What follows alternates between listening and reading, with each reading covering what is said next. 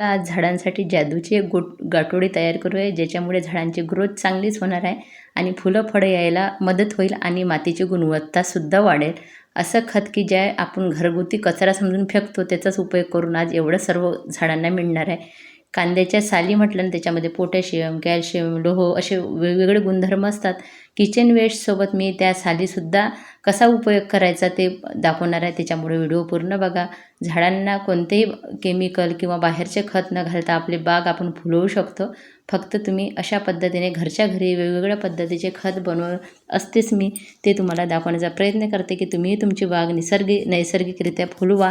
बाहेरून खर्च न करता आपल्या बागेमध्ये छान फळं फुलंही लागतील. फक्त थोडेसे पेशन्सची आवश्यकता आहे. या बघा, आठवत नाही वेळेवर पेरूच्या झाडाला किती कड्या फुलांनी भरलेला आहे. हा सर्व कड्या फळांमध्ये रूपांतर नाही होणार, पण तरी पण भरपूर कड्या फुलं आलेल्या आहे. ह्या आपल्या ऑर्गॅनिक खताची कमाल असते. हळूहळू मातीची गुणवत्ता वाढत जाते. केमिकल वापरल्याने हळूहळू आपल्या मातीची खत बनवण्यासाठी बघा कमी होत जाते. बांधून अशा पद्धतीने कॉटनचा कपडा घेऊ शकता. मी एक पिशवी घेतली आणि अशी झाकत ठेवली होती 5 दिवस. छान असा अर्क उतरला. याच्यामध्ये बऱ्याच प्रकारच्या किचनच्या साली आहे, जे आपल्या किचनमधून वेस्टमधून आपण फेकून देतो त्याच ह्याच्यामध्ये साली आहे. आणि त्याच्यामध्ये कांद्याची साल ही मी कांदेवाले जे काका येत असतात त्यांच्याकडनं थोडीशी घेतली होती, ते पण मिक्स केली. या खताचा उपयोग बघा, आता एका बकेटमध्ये 1 मग आपण घेऊ शकतो, म्हणजे 10 पट तुम्ही पाणी घेऊ शकता. अशा पद्धतीने झाडांना प्रत्येक झाडावर मी याचा उपाय करणार आहे आणि त्याचा रिझल्टसुद्धा खूप छान मिळते. हळूहळू वेगवेगळ्या पद्धतीचे आपल्या स्वयंपाकघरातून निघणाऱ्या वस्तूंचा उपयोग आपण बागेमध्ये करू शकतो आणि आपल्या झाडांची ग्रोथसुद्धा छान येते. हे चिकूचं प्लांट बघा, मिशोवरून आणलेलं आहे. बघा किती छान ग्रोथ घेतलेली आहे. एक छोटंसं झाड होतं, आता त्याला कड्यासुद्धा आलेल्या आहे. आणि इथे बघा, हे आहे आपलं गहूकर्ण. उन्हाळ्यात याला तर कोणत्याही खताची आवश्यकता पडत नाही, पण तुम्ही घरच्या घरी असे खत द्याल ना, तर झाड फुलांनी भरून जाते आपले आणि मातीची गुणवत्ता खूप वाढते. कांद्याच्या सालीमध्ये असे बरेच गुणधर्म आहे.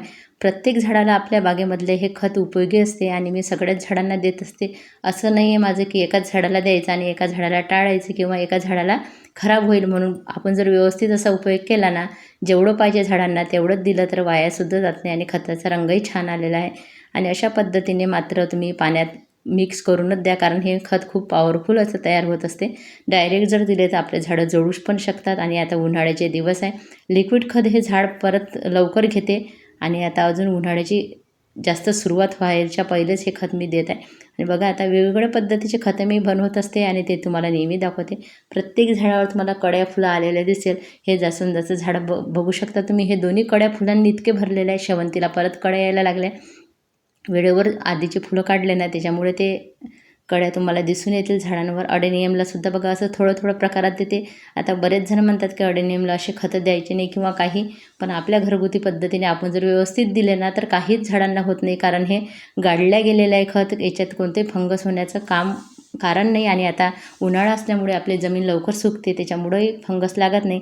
पावसाळ्या हिवाळ्यात मात्र थोडीशी काळजी घेऊन आपण गोष्टी करत असतो, पण आता उन्हाळा आहे त्याच्यामुळे बघा अशा खताचा वापर करून तुम्ही पण तुमच्या बागेमध्ये परत आता या पोटलीत पाणी भरून ठेवणार आहे बकेटमध्ये आणि परत पूर्ण अर्क उतरेपर्यंत हे पूर्ण झाडांना देणार आहे. उरलेले वेस्ट आपलं खत म्हणून उपयोगाला येणार आहे. अशा पद्धतीने आपण फळं भाज्या जे काही खातो त्याचं वेस्ट आपण झाडांना दिलं. त्याचे वेगवेगळे गुणधर्म असतात, जसे आपल्या शरीराला आवश्यक असतात तसे या मातीला आणि झाडांना आवश्यक असतात. आणि ते काही आपल्याला खूप काही मागत नाही. ज्या उरलेल्या गोष्टी आहेत त्याचा उपयोग करून बघा बागेमध्ये किती कडे आलेले आहे. खूप सुंदर फुलं येणार आहे आता या झाडाला. त्याची खूप दिवसाची वाट मी पाहत होती. आणि रस्त्याच्या साईडला आणलेलं होतं हे कनेराचं झाड. आणि सनफ्लावर पण 4-5 आलेले होते. आता एका याच्यात तर खूप छान बी पकडत आहे आणि एकाच याच्यामध्ये इतके जास्त बी मिळतात ना, तर आता ते पुढे बी झाल्यावर मी दाखवेलच, जर लक्षात राहिलं तर. अशा पद्धतीने बघा आपला कलांची यावर्षी भरपूर भरला होता, पण आता याच्यावर एक काम करायचं आहे पुढच्या वर्षी वाचवण्यासाठी. तुम्हाला कसं वाटली माहिती नक्की सांगा. आणि आवडत असेल तर मात्र तुम्ही व्हिडिओ पूर्ण बघायला आणि चॅनलला लाईक, सबस्क्राईब, कमेंट करा. कमेंट केल्यामुळे मला छान वाटते आणि तुमचं नाव नक्की घेणार आहे.